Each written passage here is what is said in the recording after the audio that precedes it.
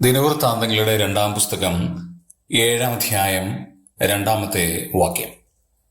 യഹോവയുടെ തേജസ് യഹോവയുടെ ആലയത്തിൽ നിറഞ്ഞിരിക്കൊണ്ട് പുരോഹിതന്മാർക്ക് യഹോവയുടെ ആലയത്തിൽ കടക്കുവാൻ കഴിഞ്ഞില്ല. ഈ വാക്യത്തിൽ 3 പ്രാവശ്യം യഹോവ എന്നുള്ള പദം ആവർത്തിക്കുന്നത് കാണാൻ കഴിയും. 2 പ്രാവശ്യം ഒരേ പദവും 1 പ്രാവശ്യം വ്യത്യസ്തമായ ഒരു പദവുമാണ് ഉപയോഗിച്ചിരിക്കുന്നത്. യഹോവയുടെ ആലയം എന്ന പദമാണ് 2 പ്രാവശ്യം. യഹോവയുടെ തേജസ് യഹോവയുടെ ആലയത്തിൽ നിറഞ്ഞു. അത് മുഖാന്തരം പുരോഹിതന്മാർക്ക് ദേവാലയത്തിൽ കടക്കാൻ കഴിഞ്ഞില്ല.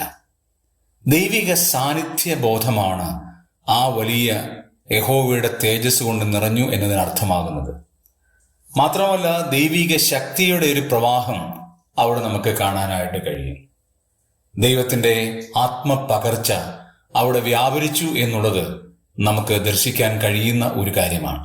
യഹോവയുടെ ആലയത്തിൽ യഹോവയുടെ തേജസ് നിറയ്ക്കുക, അത് മുഖാന്തരം പുരോഹിതന്മാർക്ക് ശുശ്രൂഷ ചെയ്യാൻ കഴിയാതിരിക്കുക, ദൈവത്തിൻ്റെ സാന്നിധ്യത്തിൻ്റെ അപ്രമേയത്വം അവിടെ വെളിവാകുന്നു. പ്രിയമുള്ളവരെ, നമ്മുടെയും ജീവിതത്തിൽ ദൈവത്തിൻ്റെ സാന്നിധ്യ ബോധം കൊണ്ട് നാം നിറഞ്ഞാൽ നമ്മുടെ ജീവിതം അനുഗ്രഹപൂർണമായി തീരും.